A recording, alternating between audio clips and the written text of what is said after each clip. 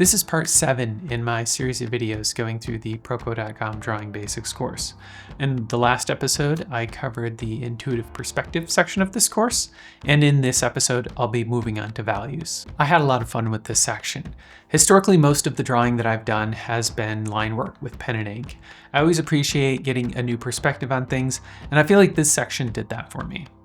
We really haven't done much with value since our first project, so it'll also be interesting to compare results with where we first started. We start this section with a warm-up to practice building consistent blocks of value, and then we move on to our first project, building value scales. The level 1 project is to build a consistent 11-point scale ranging from 0, the darkest, to 10, the lightest. Now there isn't much room for error with 11 values since the difference between each value is quite small. I did a follow-up to do these same value scales with markers and then ink.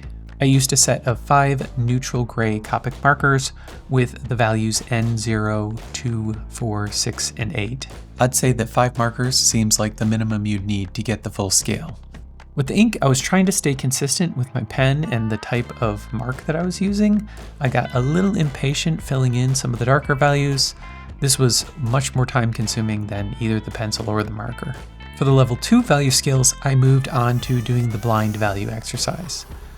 I decided on a 5-level scale and cut apart 5 2-inch squares, labeling the value on the back of 1, 3, 5, 7, and 9, and then shuffling them up. This was a bit cumbersome, and there's probably a faster way to do this, but I figured I'm only doing this exercise once, so it's not that big of a deal.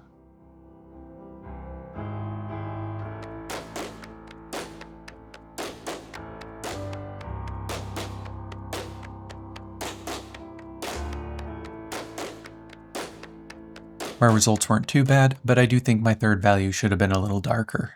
The next project is Notan Master Studies.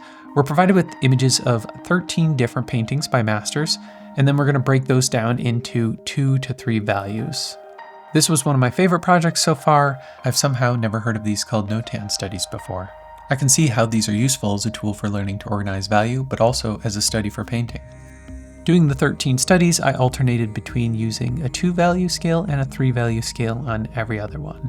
I did like that between the demos and critiques, he went over an example of every single one of the paintings, which allowed me to contrast my own decisions with those of either him or other students doing these studies.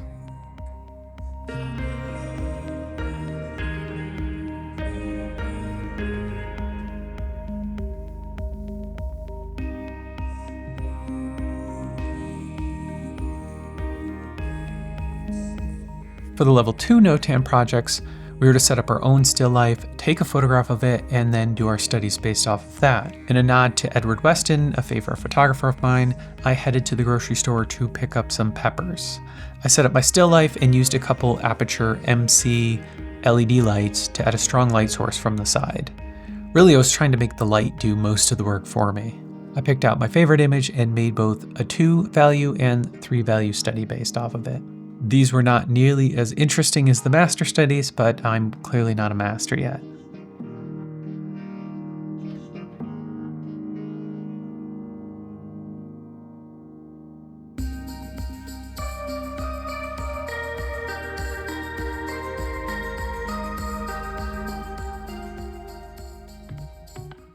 The next project is value composition thumbnails, where we get an opportunity to be a little bit more creative.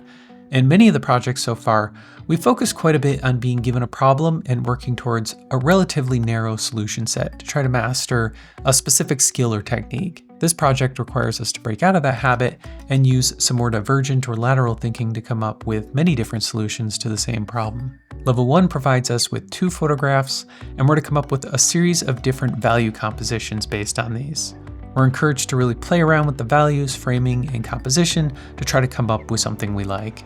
I did 5 thumbnails of each, and then followed up with marker drawings of the same thumbnails to try to get some practice laying down values with the markers. While the markers made it really easy to lay down values quickly, I still struggle with them a little bit, not having quite the same control I have with a pencil.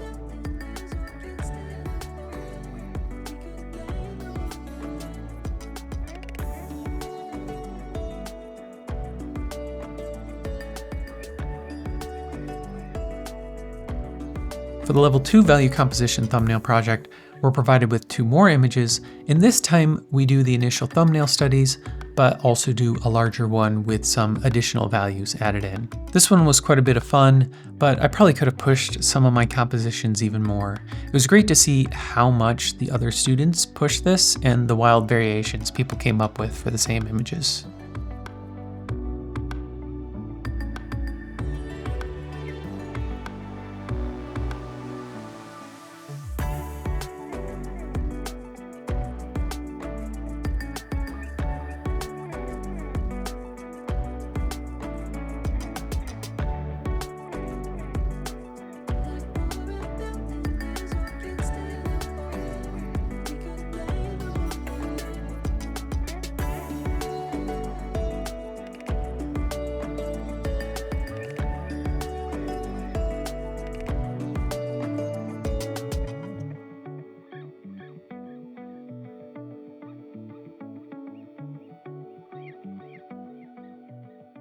Next, we move on to some more instruction about shading and some practice spent on drawing and shading some spheres. My only criticism here is it would have been a little bit nice to have a photograph or some rendered reference. Using his drawing as a reference for our own drawing isn't really ideal.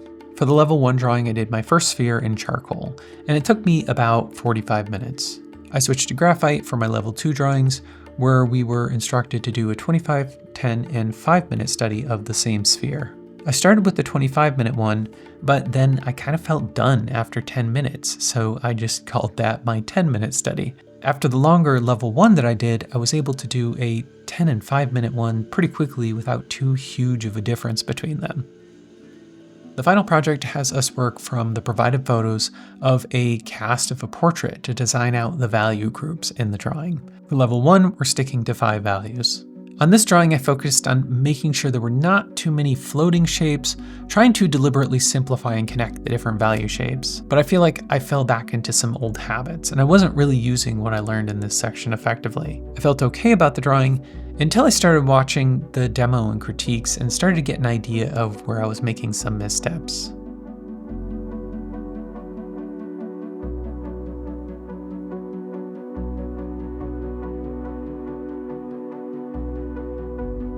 For the level 2 drawing, we add a full range of values, and I try not to only be more deliberate about my shapes, but to also work more on blending values.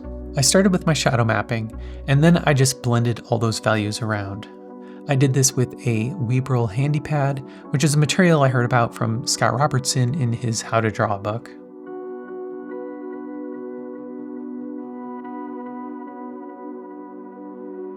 I worked to find some of those darker values, and then moved on to pulling out highlights from my midtones with a kneaded eraser.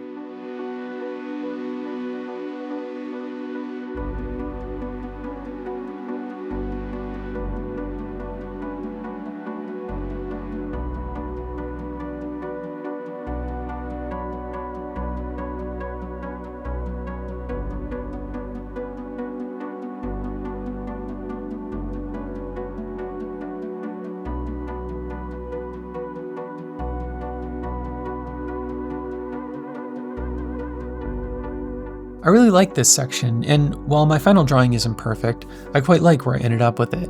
It's unlike most drawings I've done before, and I can see some of my techniques starting to level up a bit in regards to identifying light and shadow and laying down values. As far as progress in this course so far, I'm up to about 69 hours of video instruction and 135 hours of drawing, for a total of 204 hours in this course so far.